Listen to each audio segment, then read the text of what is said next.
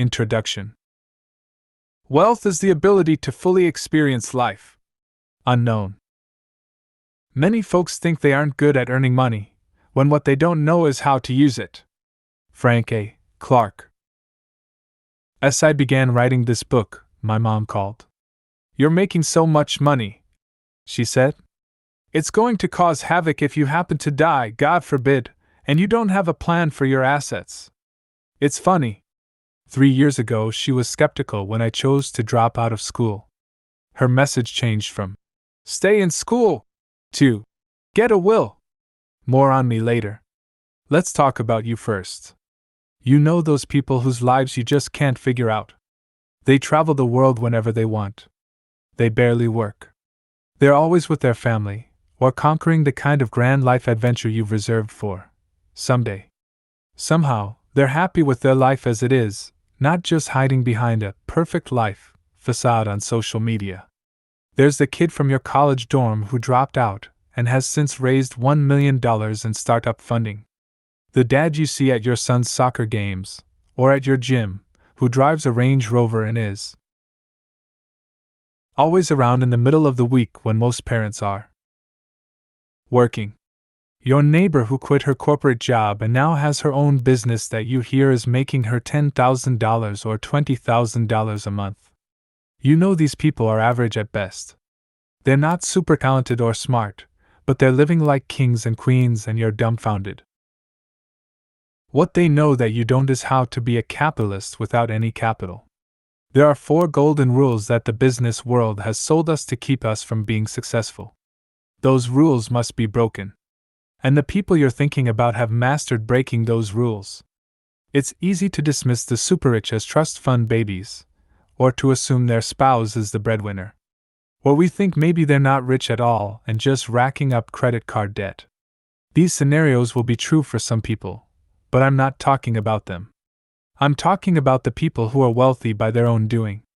Their families have nothing to do with their fat bank accounts.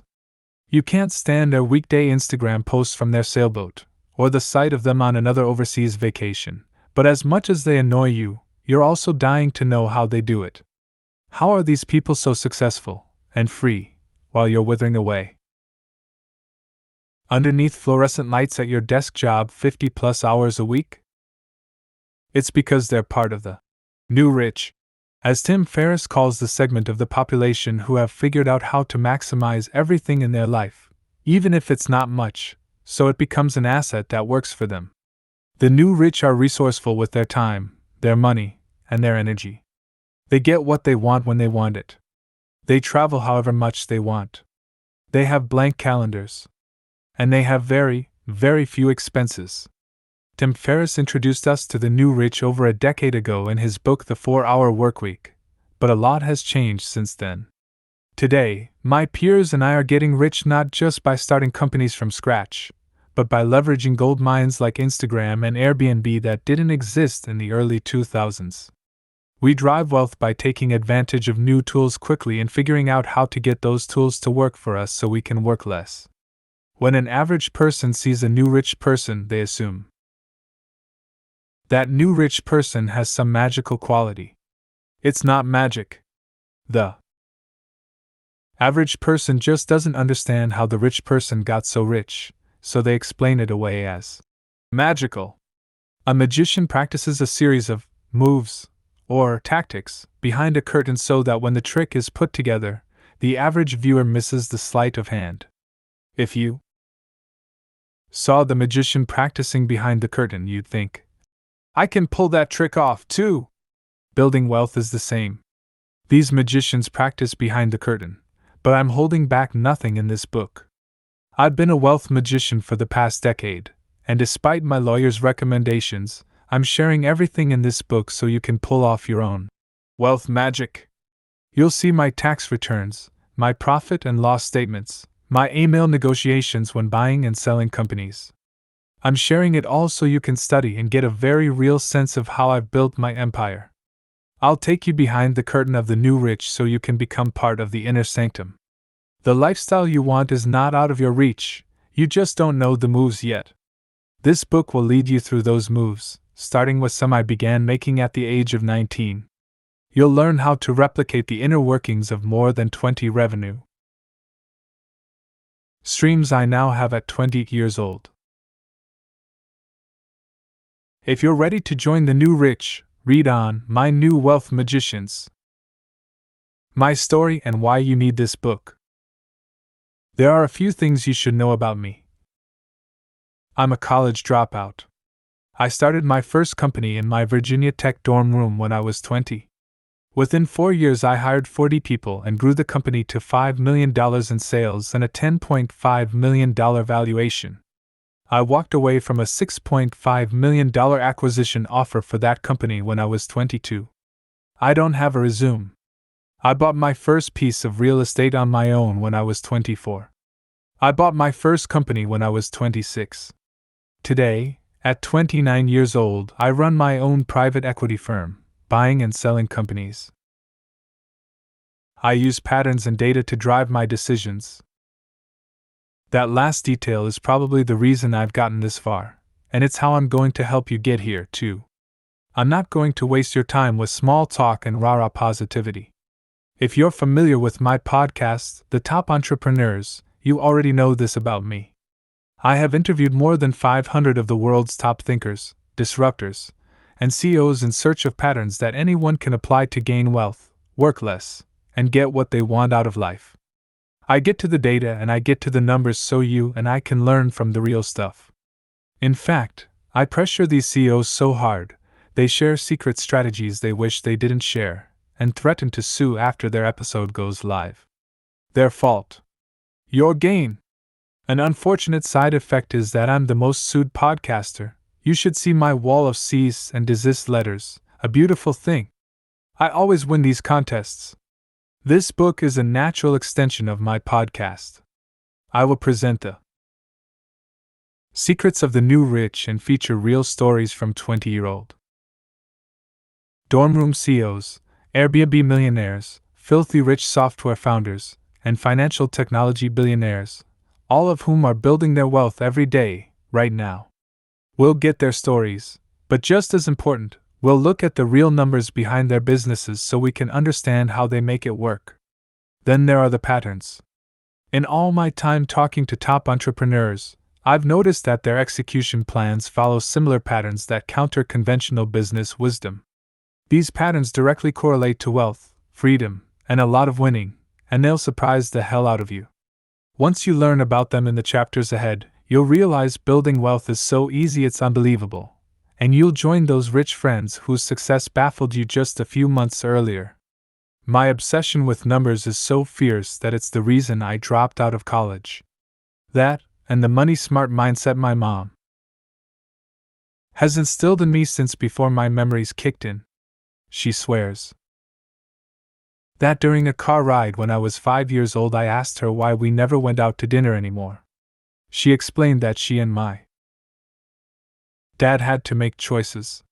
They'd recently decided to move our family into a new, big house in the country.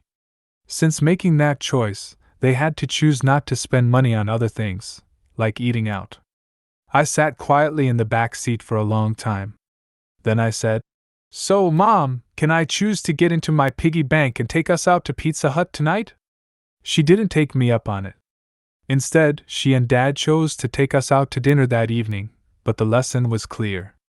I have no memory of this conversation, but when I hear the story it says so much about how my parents raised me to think like an entrepreneur. Mom wasn't talking about the family budget that day, not exactly. Her bigger point was that you have to make choices based on the life you want to live now, and the life you want to live in the future. It's all about opportunity cost.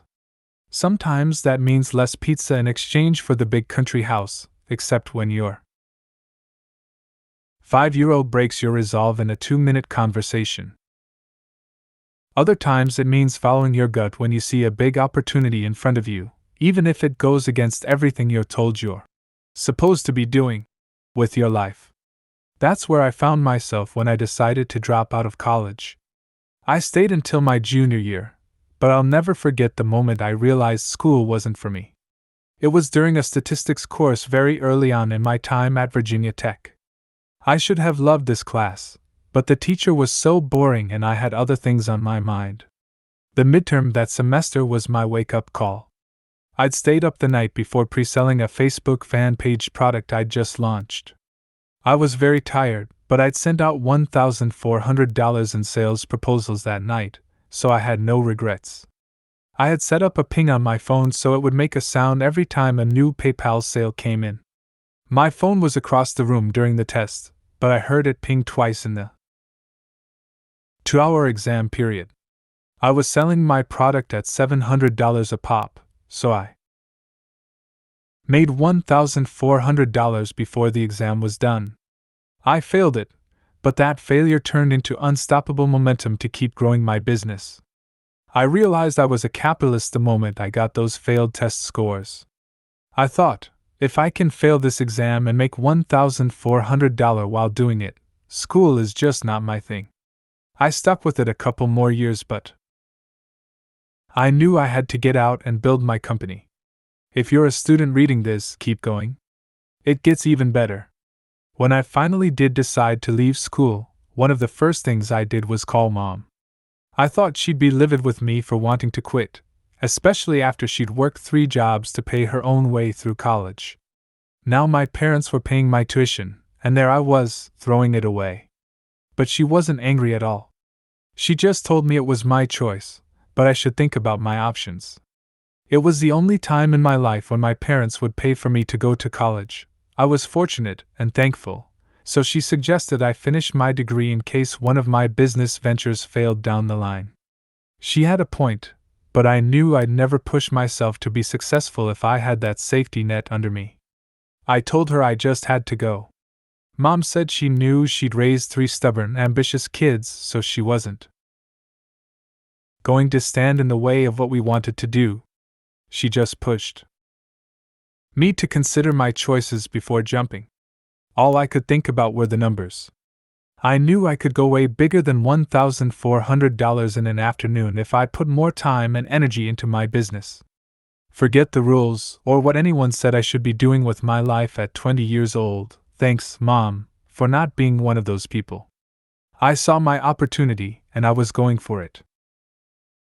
My income statement and why you should listen to me. When I was 23, in 2013, that company I started in my dorm room, called Ledger, later renamed Heya, passed $939,000 in annual sales. Politicians love tax returns, so I figured I'd share mine. 2 years later, in 2015, my company passed $5 million in total sales, and I've now bought 4 companies over 2 years to drive more revenue, faster and cheaper. I now make $100,000 in passive income every month, and I work about 15 hours a week. My point isn't that dropping out of college pays, although it did for me. It's that you, or I, or anyone can join the new rich if we just decide we want to. So, do you want to? Wealthy people sold you these 4 lies. There's a secret many of the new rich don't want me to share. You don't need to be Ivy League educated, have money, be creative, or even have an idea to reach their level of financial success. You just need to be willing to break the rules and start looking in the right places. To start, forget most of the business or money rules you've learned because they're dead. It amazes me that a book like Rich Dad Poor Dad, which has sold 20 million copies, is no longer relevant. That book was my Bible growing up, but it simply doesn't work today because it gives old business advice that's rooted in the old economy. One example, a big message in Rich Dad Poor Dad is that your home is a liability, whether you rent or own. Today, the new rich would categorize their home as an asset because the few days they're traveling each month, they can put it up on Airbnb and generate cash flow. When I was in college, I rented the most expensive apartment in town and lived there for free while earning $1,300 a month off the rental. Liability? My bank account didn't think so. The new rich baffle so many people because they don't play by the old rules of business that the masses follow.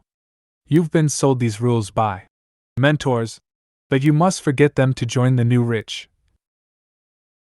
Focus on becoming an expert at one thing. Come up with a remarkable idea. Set goals and work toward them. Give customers what they want. I'll unpack each of these in the chapters ahead and arm you with this new set of rules for joining the new rich. Rule 1. Don't focus on one thing. Your parents always told you, you've got to do one thing and do it well. College encourages us to do the same by picking a major. But this is a terrible strategy if you're looking to build wealth in the new economy. Focusing on one thing gives you a single point of failure, whether it's a job, an investment opportunity, or an entrepreneurial venture. When engineers design a bridge, they never want to have a single point of failure. If the wind picks up to 200 miles per hour and a cable fails, the bridge still has 7 other cables to back it up. Likewise, you never want to build your wealth around one endeavor. If that one thing fails, you're destroyed, and you have to start again from scratch. Ignore the conventional wisdom that says it's impossible to multitask. I'll walk you through my 3-focus rule, showing you how you can always have at least 3 new ideas launched and brewing without spreading yourself too thin. Most say, "You're doing too much," because they're jealous. Rule 2. Copy your competitors. Every single detail. Have you ever thought, "Ugh, I would be rich if I'd only come up with XYZ idea that is making that other guy millions"? Are you kidding? Copy him. You don't need your own idea. Launching a new idea is actually a terrible approach to gaining wealth. You have to pay for all the mistakes yourself. Why? The way to get filthy rich is by aggressively copying others and then adding your own twist. Facebook very publicly copied Snapchat. When Snapchat released Snapchat Stories, Facebook rolled out Facebook Stories and Instagram Stories. When Snapchat released disappearing messages, Facebook added that to its messaging app. Facebook was ruthless. It went feature by feature and copied everyone. Copying competitors isn't revolutionary. It just seems outrageous because most people are scared to do it. In the late 1800s, newspaper tycoons Joseph Pulitzer and William Randolph Hearst were in a raging circulation war to win over New York City readers. Pulitzer published his paper, The New York World, with zero competition for more than a decade until Hearst entered the market with the New York Journal and copied every single one of Pulitzer's strategies. Hearst copied Pulitzer's newspaper layout. He stole Pulitzer's top cartoonist. Hearst copied, and then he pushed each strategy a few notches beyond what Pulitzer was doing. When Pulitzer charged 2 cents for an 8-page paper, Hearst charged 1 cent for 16 pages. By the early 20th century, Hearst had solidified his spot as the top newspaper publisher in New York City. The best or worst part, Pulitzer was actually Hearst's mentor before they became rivals. Hearst clearly wasn't sentimental about that. You have to copy to win, but I get that it's hard to know what to do, whom to copy, or where to start. The key is to analyze a business and pinpoint a need it's not meeting for its customers, and then meet that need yourself. I'll show you how. Let go of the excuse that somebody is already on an idea. Unless you're Elon Musk, Jeff Bezos, or already a billionaire, every idea that you can launch quickly and commercialize has already been thought of. You're going to build yourself rich by copying one, making it better, and creating momentum. You can go invent brand new ideas after you have $1 billion. But it's not efficient to try doing that from the start. Rule 3. Quit setting goals, they're keeping you broke. Setting a goal is like saying, "I want that golden egg." It can be a Rolex watch, Beverly Hills mansion, $500 million private jet, $2,000 dinner at your favorite restaurant. Whatever. If you build your life around a goal, the second you achieve it, it seems like there's nothing left to achieve. And you end up bored. You'll have to remotivate yourself to come up with another golden egg to chase. It's much better to invest your energy into creating, feeding, and nursing a system that pumps out golden eggs every day. That way, no matter where you are in the world, whether you're working or not, whether you have 20 kids or no kids, you'll have a golden goose that keeps making golden eggs for you. systems make the rich richer, and goals make the poor poorer.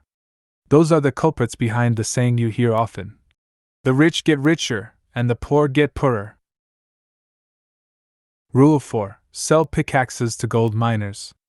The essence of this rule is to let others cut a trail through the thick jungle so you can then peacefully walk in and capitalize on their hard work.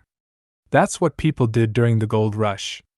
The gold miners went west, hunting, searching, sweating, bleeding, killing, and dying just to make it out there. After they arrived, they realized they needed pickaxes to mine more efficiently. Well, then others just traveled over on the paths already created to sell those pickaxes to the gold miners. They got rich without any of the risk, sweat, or bloodshed. In today's world, this translates to siphoning revenue from a hot market that others put the effort into building. So if you're creating a tool for people to use on top of Facebook, you're essentially capitalizing on the money Facebook has already spent by selling into the market they created. Pay attention to what's blowing up today. If weekly food delivery is big, don't try to compete with HelloFresh and Blue Apron. Rather, figure out the infrastructure that those businesses rely on and offer it to them. Food delivery companies need last-mile delivery from warehouse to consumers' homes. I'll help you discover your own pickaxe to sell to your local gold miners, the people going after the hot thing in your space, geography, or niche. When you do that, your business is much more likely to succeed because you're piggybacking off of a giant. FAQ: who this book is for, and not for. This book is for you, you with the debt, the 4 kids, the $1,000 to your name, and without any business ideas. Don't worry if you've never launched a business, or if you don't know the first thing about running a company. I'll walk you through every step and system with real-life screenshots, tax returns, and email exchanges that landed 6-figure business deals. By the end of this book, you'll know how to build a business that runs itself, with no startup capital. Get that business to tap into an established customer base that you put no effort into creating. Buy real estate at below market value that is cash flow positive from day one. Make off-the-beaten-path investments with instant returns that are double what you'd wait 10+ years to get out of the stock market.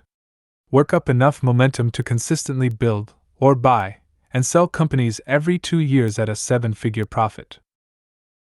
But don't worry about any of this yet. You'll just start by turning every one of your liabilities into assets using the sharing economy, which will erase most of your expenses.